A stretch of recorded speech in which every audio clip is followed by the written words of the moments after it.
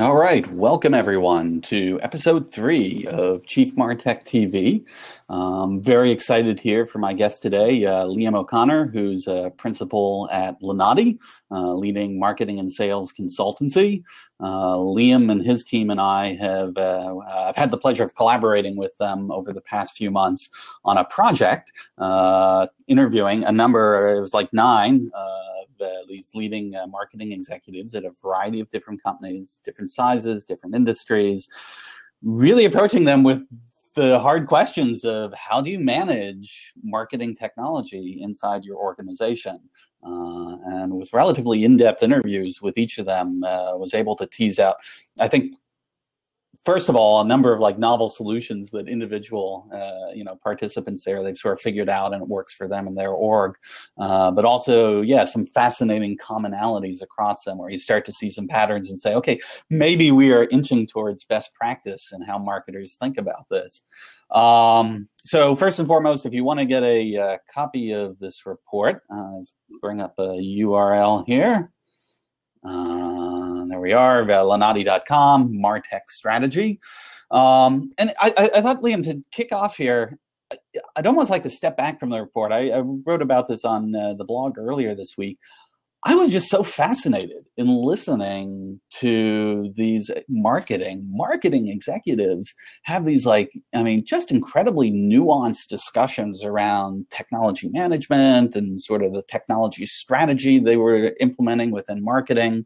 Again, it's sort of easy for me to say, hey, by the way, everyone we interviewed, we love them. They're great. But I mean, really, they were. And so you've been working in marketing consulting here for something like 17 years. When did marketing executives suddenly start being able to have conversations like that? Well, first of all, thank you very much, Scott, for having me on the show. We're really excited to be here and to talk about the brief, and really appreciate the collaboration throughout this. It's been a lot of fun. But I think to your question of when executives started talking about this, honestly, it's completely new. I've been in this space for, as you said, about well over 15 years. Really 3 or 4 years ago, I think it wouldn't be too much to say it was almost taboo to talk about your Martech stack. That was just not something people talked about in public. But companies really, they were obviously using a ton of this technology even 4 or 5 years ago, but it wasn't really out there in the discussion. But I would say, just to give you a little bit of props here, I think as the Lumascape and the technology landscape started to come out, and you guys produced it. Now it's 3,800 plus companies, but back then, how many companies was the first one? 150. 150 companies. Yeah, isn't that crazy? Time, I'm sure. You're probably trying to figure out how to fit 150 companies onto one slide. But so that's expanded, and I think as those came out each year, there was a little bit of an acknowledgement that Houston, we've got a problem. We have a ton of technology that we're investing in. We have a ton that we're using, and the executives just started to get visibility into how much they're spending. And if you start to look at it from an overall investment standpoint, I think that's where it really starts to get not only to the CMO and the VP of marketing, but then their counterparts in finance and elsewhere. When marketing technology surpasses advertising as sort of a line item in the budget, that starts to get some attention. So I would say, after people started to get visibility into how much they were investing into these different platforms and tools, then you started to have different approaches, right? Some VPs really going down the shiny penny approach, which is essentially let's totally focus on whatever's new, whether it's predictive analytics or account-based marketing or content management. Let's put all of our focus on the next big thing. There's another approach where it's more of the head in the sand approach, where I get that we're doing all this technology, I'm going to let the team run with it.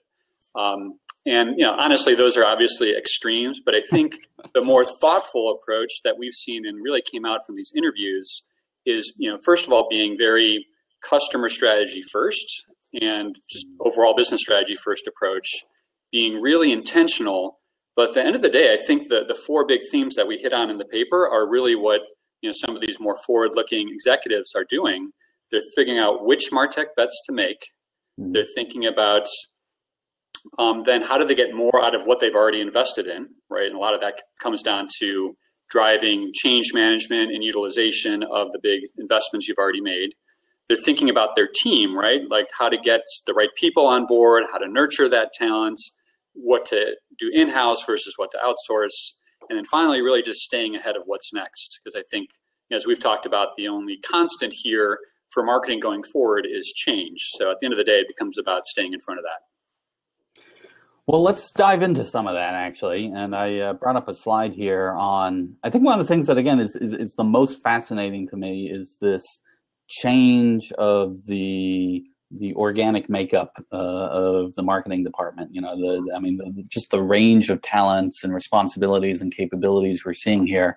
And certainly very impressive, to see, the people we interviewed, just even at the executive level, being able to manage and interact with such a diverse range of professionals.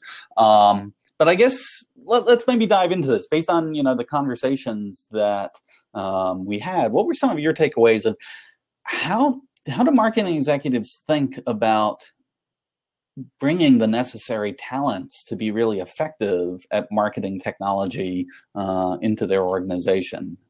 Right. Yeah, I think there's two key points here, I think.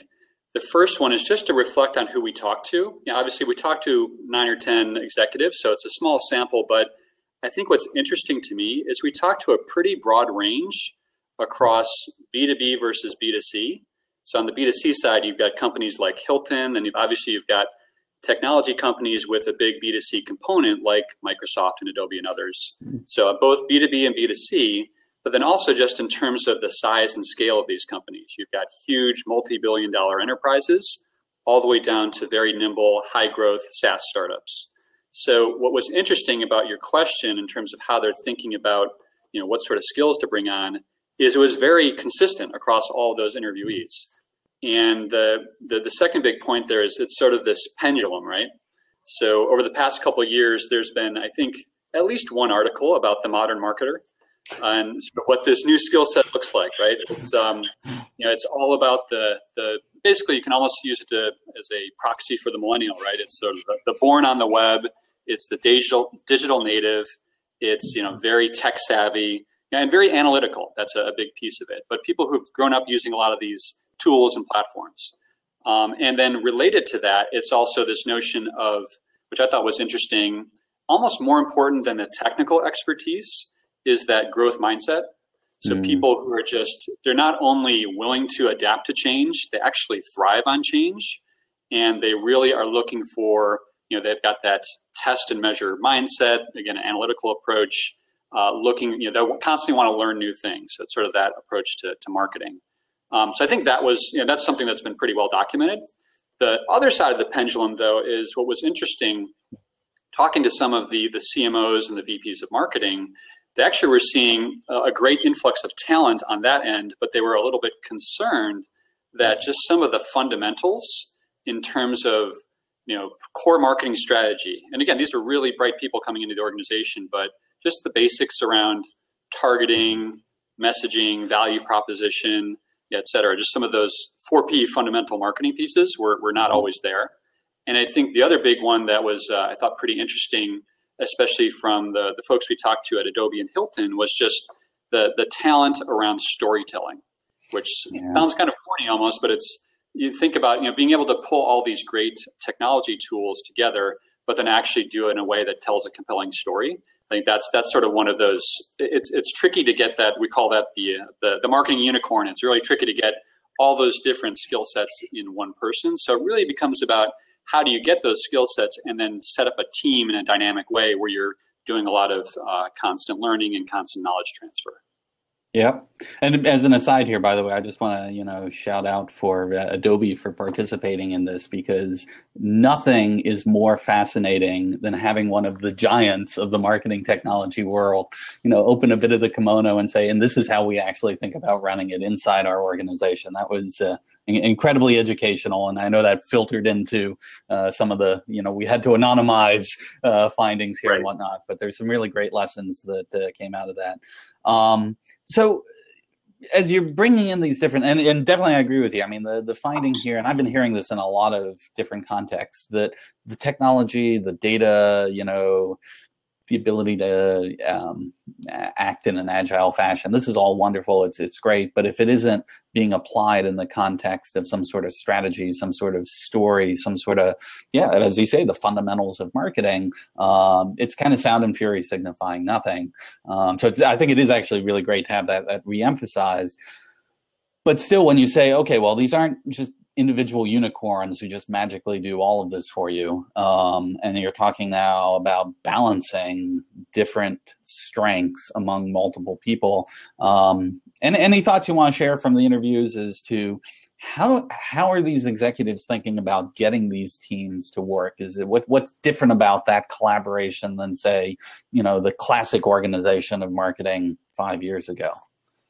Yeah, so maybe a couple examples there. So you talked about Adobe and sort of opening up the kimono. I think one of the interesting elements of that is obviously Adobe has a lot of world-class marketing technology themselves.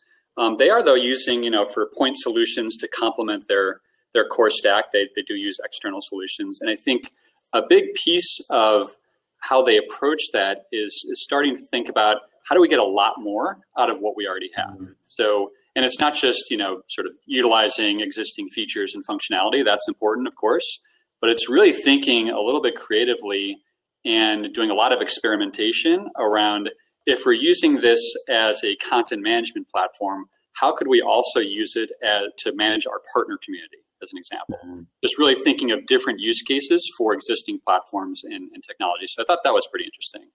Really pushing for getting more out of what you have.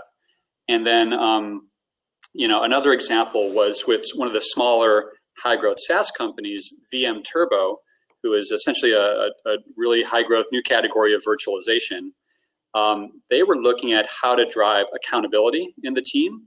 So essentially, the CMO has a set of different functional experts, whether it's for social or demand gen, what have you.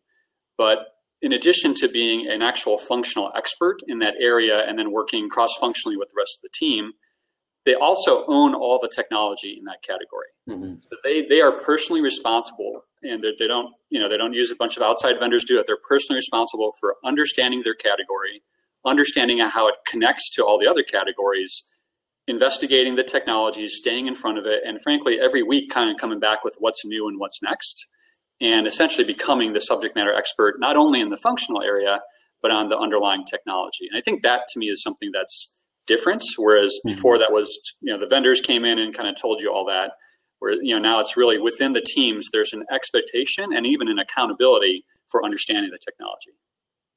Yeah, and I mean, as part of that team, this is a little bit off topic, but the sort of discussion that's happening a lot in the industry of, okay, well, what do marketing executives turn to outside service providers for? From the extreme of the classic Don Draper agency of, you guys do it all for us, please. To just growing out more of these capabilities in house and sort of deciding, okay, this is what's going to be core competency for us, and this is where we're going to look to an outside provider to either augment or in some cases outsource that piece. It felt like that was sort of an underlying theme that we didn't exactly seek to pull out, but in going back over all those interviews, it really did strike me how much internal capability pretty much all of these interviewees seem committed to creating. Would you say that's fair? Yeah, I think that's fair. And to your point, that could be a whole nother paper, sort of the whole sourcing model, what's core, what's context, all that piece of it. But I do think the general theme is very strong in terms of general marketing technology. That's becoming a core competence within marketing departments. And I think you've documented well the rise of the chief marketing technologist. That's sort of at that senior executive level, but it's really down to every single person within the marketing organizations got to have some level of depth and competence around marketing technology. And that's just a sort of a fact of the world now. Okay, well, going down that path, one of the things we love most about the world of marketing technology today is it's just constantly changing. It's changing at a rate that is somewhere between exciting and terrifying. And so, if I look back at, the collective findings of this report, in some ways it felt like this is the search for answers to how do we organizationally deal with change happening at this, just incredible rate. And so I was wondering if you wanted to share a little bit about that. I want to bring up, a couple of the participants really were very generous in sharing how they approach this inside their organization, SAP, and talk a little bit about the change management. I'd love to, what were some of the things that you heard from these executives about how they're approaching change management that others can learn from? No, that's great. I think, one of the things that jumped out to me across the 9 interviews was when we asked the question, pretty open-ended, what's the toughest thing or what's the biggest challenge in general as you think about how you approach marketing technology? I think we were a perfect 9 for 9 in terms of change management and people. That always was the number one thing. And one of my favorite quotes was from the US CMO at Microsoft.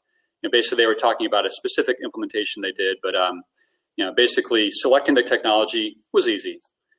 Implementing the technology we thought would be really hard, but actually was a lot easier than we thought. The people and the change management, that was a beast. That was really challenging. And I think that's very common across interviewees. And I think the CMO of Dun Bradstreet took it down a notch further and really articulated, I think, well, what is the big challenge? It's things like getting, and sounds really tactical and operational, but it's getting marketers to actually change their daily workflows, and that's a big challenge. And then really, at a higher level, across functions, trying to get them to actually coordinate when you've got a big implementation and a new set of business processes, et cetera. So it's, it's sort of the nuts and bolts of it that's the real challenge. But I do think, to your point, what was nice about these interviews, we got a whole bunch of little snippet examples of how companies are tackling this. So the one you have up on the screen here, and this is sort of the John Kotter 8 steps to change management. So, a really nice, simple framework for how you work through change. And the executive we spoke with at SAP, Maggie Fox, essentially was trying to implement a large technology change. And while it was ostensibly around content management, really it became much more than that. So she was sort of the advocate and the change evangelist within the company, and essentially followed these 8 steps from sort of the early vision and creating a sense of urgency all the way through to how you institute it, long term. And just to call out a couple examples, I think, crafting a very neat and compelling vision. They basically just wanted to enable the best digital experiences in the world. So, I mean, that's aspirational and clear, and it gets people fired up. And I think, moving down the road, then it started to become individual stakeholders pushing back, or maybe cross-function over in sales, having some issues with how it would move forward. So that and we heard this pretty consistently at the VP of marketing, CMO level. You really have to tackle those issues one-on-one, really negotiate through them and take a personal stake in how it moves forward. And then, engaging stakeholders and building momentum. They had monthly cross-functional calls with over 400 stakeholders where they essentially kept them up to date on how things were moving forward. But one of the more interesting ones to me was generating short-term wins and focusing on measurable results. So again, ostensibly, this was more about enabling an amazing customer experience, but that can be hard to measure tangibly. So they really focused on something very simple, shutting down websites. So they had this sort of tracker of how many sort of rogue websites they were shutting down as they worked through this. And as much as some of the team pushed back to say, hey, that's not really the goal of what we're trying to do here, it did become something that just built a lot of momentum and excitement and understanding that this was actually driving material change and, eventually accruing to an improved customer experience. So it sort of tracked as all the 500 websites, slowly started to get shut down. So just it's really thinking through a pretty intentional approach to change management, and then making sure that you have the right executive support behind it. Yeah, no, I think there's so many levels at which it's impressive, but the degree to which they'd really sort of seem to have institutionalized, like, okay, we've got a plan of how we're going to do this. And that, to me, one of the takeaways is it wasn't just for a project. I mean, got developed in the context Yeah. of a project, but it was sort of a recognition that we're going to be in this business of changing things pretty much forever at this point. And to make that investment in saying, you know, let's figure out an approach to this that is going to be reusable. Because I've now in the past couple months, it's really great actually to hear that a lot of these companies who had embraced the idea of digital transformation, that transformation became a mission and had executive support for it. You know, the recognition has been dawning that, okay, this is not a project. Right. This is not something where we're going to start our transformation and then we're going to be done and the digital transformation team can all go home. Thank you very much. This is just a way of life, you know, that we are going to be in a constant state of transformation. And so, yeah, as you're going through that to say, okay, well, it's not just about these initial hurdles we want to, you know, tackle, but it is, to start to think about, okay, how are we going to institutionalize, create the muscles to be able to do this faster and easier and more efficiently for the changes that follow. Yeah, I think that's spot on. And as you were in the interviews, several people independently, without being prompted, used that terminology. It's no longer a project. It's more of an always-on mentality. I think a couple of quick, interesting examples there with the smaller, fast-growth startup companies, or SaaS companies, I should say. With one was Cronus, which is essentially a mentoring solution, software solution. And since they're a SaaS company, they basically look at all these new technologies with one simple lens. They've got 3 or 4 key business metrics they look at. Not surprising for a SaaS company: cost of customer acquisition, retention, driving down churn, customer lifetime value, right? So they look at those same 3 or 4 metrics to evaluate every single piece of new technology that they invest in. And it's a very simple evaluation. So that's sort of that example from a fairly small but really fast-growing company. Another one was back to VM Turbo, the virtualization company. I thought it was interesting that, in some cases, as they evaluate new technology, they're really looking much more at what the implementation looks like than what the technology actually does. I mean, that's important, the capabilities, but it's really looking at how much time is it going to take to implement this? More importantly, how much bandwidth from the team is it going to take? Because these are small, very nimble, agile teams. So how much bandwidth is that going to take? And do we have the right skills to get it done within 1 quarter? That's sort of the mindset. So I just thought that was interesting, that it's a little bit of a different lens than sort of the classic, hey, we're going to look through a whole set of features and functionality and evaluate it that way. It's much more focused on what does this actually mean in terms of the downstream implementation. Yeah. So there's one last topic I thought I'd jump to before we open this up for questions from anyone who wants to join in. It's kind of a small piece, but actually one of the more fascinating ones is, at the end of every one of these interviews, you would ask these executives, okay, well, how do you personally keep up with all these changes, all these new innovations, all these things swirling around us? And you really elicited, I think, a very fascinating range of suggestions. I'd love to hear your favorites. Yeah, this was one of my favorite part of the conversation. And I've said a couple times where we asked some questions to 9 different executives, we got a pretty similar answer.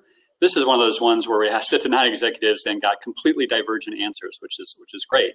And the reality is, I think, they're all using different versions of all this. But a couple specific examples here. I think, Rishi Dave, the CMO of Dun Bradstreet, really talked through how he loves to stay in pretty close contact with the VC community, specifically for marketing technology. So he's constantly, talking to them, meeting with them, understanding what's sort of next on the horizon and where they're making their bets, because obviously that's where the next level of innovation is going to come from.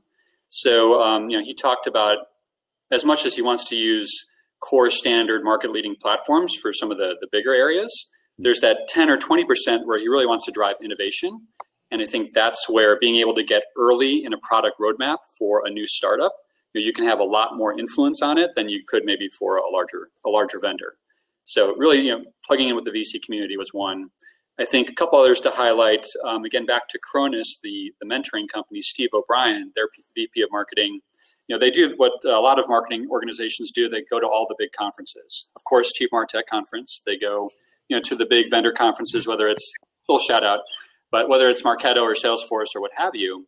But every time they go to the conference, they typically send 3 or 4 people and they sort of go in with a mission. They've got 3 or 4 really specific strategic scenarios they're trying to work out. So they're trying to accelerate deal velocity, or they're trying to build a retention program using existing technology, or they're trying to launch a new product. So they essentially go in as a team with these scenarios, and they're accountable when they get back to say, okay, great. I'm glad you had 3 days off to go learn all this great new stuff. How are we solving those scenarios using this technology? So I thought that was really, creative in terms of how you both drive a lot of new learning, but also kind of get that accountability on the back end. And then, similar one was Veeam, a software security company. Again, another, mid-size, but still very high growth SaaS company. The CMO there and VP of marketing, they do a lot of peer exchange trips. So they're actually based in Europe, but they do peer exchange trips over to Silicon Valley and just find companies that are not competitive, but you'd be amazed at how companies, especially when it's framed the right way, are really willing to dig into how they're tackling these same types of issues around marketing technology and be really open because it's just such a complex space. He organized these himself through his network and was able to get really rich insights. So I just thought, again, and there's a few examples here more around social as well. I think that's becomes much more about less sort of the broad social media and much more about really curated, highly targeted social media. So, Maggie Fox at SAP kind of using her network to tune in her Twitter feed to what's most relevant. So again, I think, the big takeaway for me is just these companies using really diverse approaches to stay in front of what's next. But the big takeaway also is, what does this do for them? It helps them ask the right questions. So the next time they go and talk to a vendor or a consultancy or whoever it is, instead of having the question be, hey, how do I drive better performance out of my content or get better uptake of downloads or what have you, the question really becomes, okay, we need to drive thought leadership in a completely new space. How do we go do that? So it really just helps them shift the conversation and the types of questions they ask up front from where they are now. Yeah, well, I think that ultimately fed into the title of the report here. I mean, it's right. Treating marketing technology as a strategic asset, not just like an operational detail, and it makes a huge difference. All right, so I'm opening up we have one seat here on Blab. If anyone would like to jump in to be able to ask Liam a question. If not, I've got more questions than we're going to have time for. But I'll give people a couple seconds here before. Just taking the time myself. I mean, again, we are only able to, just barely scratch the surface of the topics that are included in the report. So if you're watching this, download www.lenati.com/Martech strategy. It's waiting for you. All right. So I'm going to just jump forward and take the privilege of the last question myself. So this thing about the innovation and the management of it, we were just chatting a little bit about how these executives sort of keep their antenna in touch with where innovations are. I'd love just a little bit of what you'd want to share from the report on how to think about that balance between innovation and scalability. Like when we start finding these things that have promise, how are people coping with that process of saying, okay, well, some things we can do on a trial basis, and then other things are bigger investments, and how do we move along that continuum in a structured fashion? Right. I think the Martech awards that you do, the Martech Stack Awards, the Stackies, do a nice version of here's 40 different ways to look at your stack. So I think the point there is there's lots of different ways to look at it. I do think there's obviously layers of here's things that are foundational, here's things that drive customer experience, here's things that drive demand management, here's things that are more analytics and reporting, right? So there's different categories that you can look at it. But at the end of the day, I do like this idea, and really you brought it up, Scott, in your conversation with Xerox around looking at it as a portfolio, right? It's sort of that 70% core platforms, 20% more extensions on those core platforms, and then 10% for pure innovation. I think whether that's the right exact mix depends where you are and what you're trying to do with the business, right? And to what extent you're trying to protect market share versus where you're in a new space. But generally having an intentional approach to that mix from core platforms to where you're driving innovation, I think that's the critical piece to me. And just as a just a real quick example, I think, Microsoft's done a nice job of that within the US. And by focusing about 10 or 20% on just pure innovation, they did some pretty amazing things with automated advertising. So if you think of, not marketing automation, but just pure advertising automation, really bringing in some best of breed tools, some of them fairly on the cutting edge, but then being able to do real-time testing of creative, copy, and landing pages all at the same time. And just from a business impact, it got 10x the outcomes from what they were previously doing. So I think the point there is, companies like that are always going to need to do more with their core platforms. There's always going to need to do, more effort to get better data, better integration across the big platforms. But you got to just carve out that slice of 10 or 20% for pure innovation. Awesome. Well, Liam, thank you for taking the time to join us on the show here, and thank you really for organizing this whole project. My contribution to this was very small, but it was a real privilege and honor to be involved with this with you. I learned a tremendous amount in the process. You guys did a wonderful job of capturing really some of the best lessons and insights in that report. And as a closing here, I will take this moment to also thank my sponsor, if you will, the Martech conference. Just to let you know, those of you who are interested in Martech Europe, which will be November 1st and 2nd this year, the agenda is posted. You can go to martechconf.com to take a look. And if you're thinking of going, today and tomorrow are your last 2 days to get the alpha rate, the lowest rate on those tickets. So take a peek. And if you're able to join us, we'd love to see you there. Liam, thank you again. Thank you very much, Scott. I really appreciate it. I know we're at time, but thank you for all the collaboration on this. It was a great partnership with you. And to your point, I think we're just scratching the surface. So we're hoping to continue the conversation and look forward to seeing a lot of the feedback and interaction on various channels here. But go to Martech Europe and continue the conversation there as well. But thanks a lot for the time. Appreciate it. Thank you. And thank you, everyone, for watching. Have a great day.